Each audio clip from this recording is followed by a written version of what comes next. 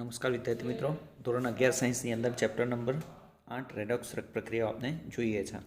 કાલે આપણે વાત કરી હતી ઓક્સિડેશન રિડક્શન પ્રક્રિયા અને એની સાથે ઓક્સિડેશન કરતાં રિડક્શન કરતાંનો સંબંધ આપણે જોયો હતો. આજે આપણે વાત કરીએ કે સ્પર્ધાત્મક ઇલેક્ટ્રોન એટલે કે જે રાસાયણિક પ્રક્રિયાઓ થાય છે, તો રાસાયણિક પ્રક્રિયા દરમિયાન જે ઇલેક્ટ્રોનની હેરફેર થાય છે અને એ ઇલેક્ટ્રોનની હેરફેર દ્વારા રાસાયણિક પ્રક્રિયા પૂર્ણ કેવી રીતે થાય અને એની પ્રક્રિયા પર સાંદ્રતાના સંદર્ભ પર શું અસર પડે છે એનું ઉદાહરણ આજે આપણે જોઈએ છે. તો એક એક્ઝામ્પલ આપણે લઈએ છે કે કોપર નાઇટ્રેટનું દ્રાવણ છે, એની અંદર ઝિંક ધાતુનો સળિયો આપણે ડુબાડીશું. કોપર નાઇટ્રેટ એટલે કે CuNO3 ટ્વાઇસ. આ દ્રાવણ છે એની અંદર આપણે ઝિંક ધાતુનો જે સળિયો છે એ ડુબાડવાનો છે અને એ દરમિયાન રાસાયણિક પ્રક્રિયાની અંદર શું અસર થાય છે એ આપણે જોઈશું. તો સૌપ્રથમ આપણે જે બીકર છે એ બીકરની અંદર જે દ્રાવણ છે કયું લઈએ છીએ આપણે કોપર સલ્ફેટનું અહીંયા દ્રાવણ લીધું છે, કોપર નાઇટ્રેટનું દ્રાવણ અહીંયા ભર્યું છે. ઓકે મિત્રો, હવે ધીરે ધીરે આપણે વાત કરીએ છીએ. ઓકે મિત્રો, તો કોપર નાઇટ્રેટનું જે દ્રાવણ છે આપણે જાણીએ. કોપર નાઇટ્રેટનું જે દ્રાવણ છે ભૂરા રંગનું દ્રાવણ હશે, એટલે કે વાદળી રંગનું દ્રાવણ છે. બરાબર. હવે રાસાયણિક પ્રક્રિયાની શરૂઆત થાય છે. શરૂઆતમાં જોશો તો અહીંયા વાદળી રંગ કેવો હશે, વધારે પડતો આપને જોવા મળશે. જે સ્કાય બ્લુ કલરની વાત કરીએ છીએ એ વાદળી રંગનું દ્રાવણ આપનું શરૂઆતમાં વધારે હશે.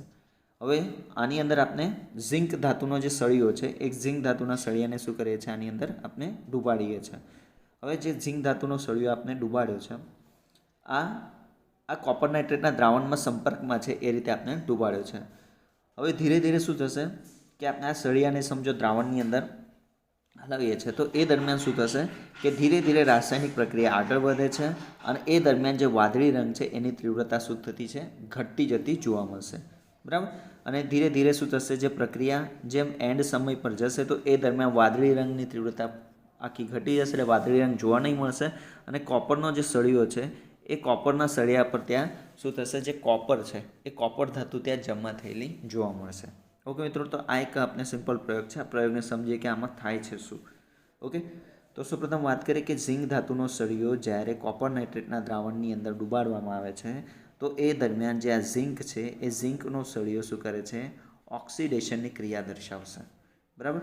એટલે ઝિંક ધાતુનો સળિયો ઓક્સિડેશનની ક્રિયા દર્શાવે છે તો એ દરમિયાન ઝિંક ધાતુ શું કરે છે, 2 ઇલેક્ટ્રોન ગુમાવે છે અને Zn2+ આયન ત્યાં બનાવશે આ જલીય દ્રાવણની અંદર.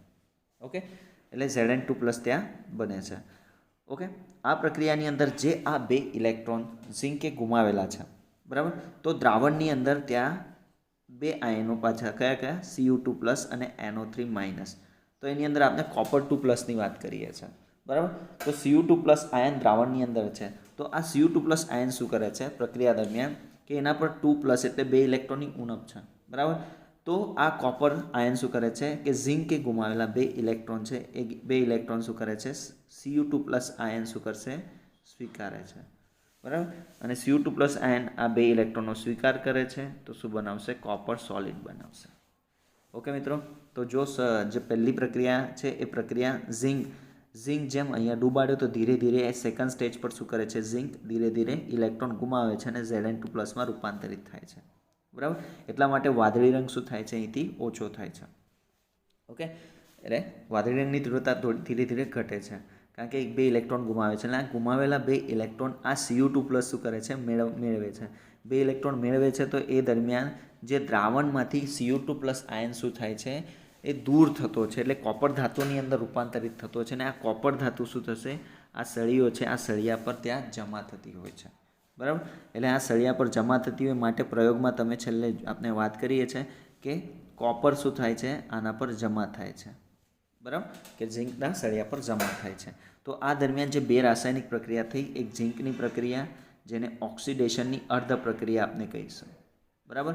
અને રિડક્શનની જે પ્રક્રિયા છે એ કોઈ કરી છે, તો આ પ્રક્રિયા કરી છે કોપરે, તો એને રિડક્શનની અર્ધ પ્રક્રિયા કહીશું. બરાબર. એટલે ઓક્સિડેશનની અર્ધ પ્રક્રિયા, રિડક્શનની અર્ધ પ્રક્રિયાની કુલ પ્રક્રિયા શું થાય છે, એ કુલ રેડોક્સ પ્રક્રિયા કહેવાશે. એટલે આ 2 ઇલેક્ટ્રોન શું થશે, લોપ થશે. જે બાકી રહી જાય છે એ ડાબી બાજુના પદોને લખીએ તો પ્રક્રિયા શું લખાશે, Zn solid પ્લસ શું લખાશે, Cu2+ aqueous. આ બાજુ લખાશે Zn2+, આ બાજુ લખાશે Cu સોલિડ. ઓકે મિત્રો, તો આ જે પ્રક્રિયા છે રાસાયણિક પ્રક્રિયા, આ બંનેની કુલ પ્રક્રિયા છે એમ આપણે કહીશું. બરાબર. અને આ પ્રક્રિયાની અંદર જો તમે Zn2+ વાળા રંગહીન દ્રાવણમાં જો H2S વાયુને પસાર કરો છો, બરાબર, તો આ જે સલ્ફર છે એ સલ્ફર કોની સાથે જોડાશે? ઝિંક સાથે જોડાશે અને શું બનાવે છે? ત્યાં ZnS બનાવશે. ઓકે મિત્રો, એટલે ઝિંક સલ્ફાઇડ ત્યાં દ્રાવણની અંદર આપણે જોવા મળે છે. ઓકે, એટલે આ પ્રક્રિયાની અંદર જો તો જે સ્પર્ધાત્મક ઇલેક્ટ્રોનની વાત કરી કે જે એનોડ હોય છે, બરાબર, જે ઓક્સિડેશનની ક્રિયા કરે છે, એ ઓક્સિડેશનની ક્રિયાના ઇલેક્ટ્રોન છે એ રિડક્શનની અર્ધ પ્રક્રિયા શું કરે છે? ઇલેક્ટ્રોન સ્વીકારીને પૂર્ણ કરે છે. ઓકે, તો આ સેમ આ જ પ્રયોગને આપણે નેક્સ્ટ જે બીજું એક્ઝામ્પલ છે ત્યાં પણ સમજીએ કે સિલ્વર જે નાઇટ્રેટ છે એ સિલ્વર નાઇટ્રેટની અંદર કોપરનો સળિયો આપણે ડૂબાડીએ તો એ દરમિયાન તમે જોવા મળશે કે સિલ્વર નાઇટ્રેટનું જે દ્રાવણ છે એ દ્રાવણ આપણે એક પાત્રની અંદર લીધું છે અને એમાં કોપરનો સળિયો આપણે ડૂબાડીએ છીએ. ઓકે, હવે ધીરે ધીરે જેમ પ્રક્રિયાની પાછી શરૂઆત થશે તો શું જોવા મળશે તમને કે વાદળી રંગ પહેલાં શરૂઆતમાં જોવા નહીં મળશે, ધીરે ધીરે અહીંયા વાદળી રંગ બનતો જોવા મળશે અને ત્રીજા સ્ટેપ પર આવશો તો એ દરમિયાન વાદળી રંગની તીવ્રતા શું થશે? વધશે. બરાબર, અને વાદળી રંગની તીવ્રતા તો વધે છે પણ સાથે સાથે જે આ સળિયો છે આ સળિયા પર શું જમા થાય છે? સિલ્વર. અને સિલ્વરનો કલર આપણે જાણીએ છીએ કેવો છે? વ્હાઇટિશ ફોર્મ. એટલે આ સળિયો થોડો વ્હાઇટિશ પ્રકારનો જોવા મળશે કારણ કે એના પર શું જમા થશે? ચાંદી ત્યાં જમા થતી હોય, સિલ્વર ધાતુ જમા થશે. ઓકે, તો આ દરમિયાન રાસાયણિક પ્રક્રિયા શું થશે? તો જે સળિયો છે એ કોપરનો છે તો કોપર શું ક્રિયા કરશે? તો Cu સોલિડ એ શું કરશે? 2 ઇલેક્ટ્રોન ગુમાવશે અને શું બનાવે છે? Cu2+. બરાબર. દ્રાવણ સિલ્વર નાઇટ્રેટનું છે તો સિલ્વર નાઇટ્રેટ શું છે? દ્રાવણમાં Ag+ અને NO3- ના આયન હશે. બરાબર, તો દ્રાવણમાં રહેલો Ag+ શું કરે છે કે કોપરે ગુમાવેલા ઇલેક્ટ્રોન સિલ્વર શું કરશે? મેળવશે. બરાબર, તો એ બંને પ્રક્રિયાને આપણે વ્યવસ્થિત અહીંયા લખીએ તો પહેલી પ્રક્રિયાની અંદર કોપર 2 ઇલેક્ટ્રોન ગુમાવે છે અને બનાવે છે Cu2+.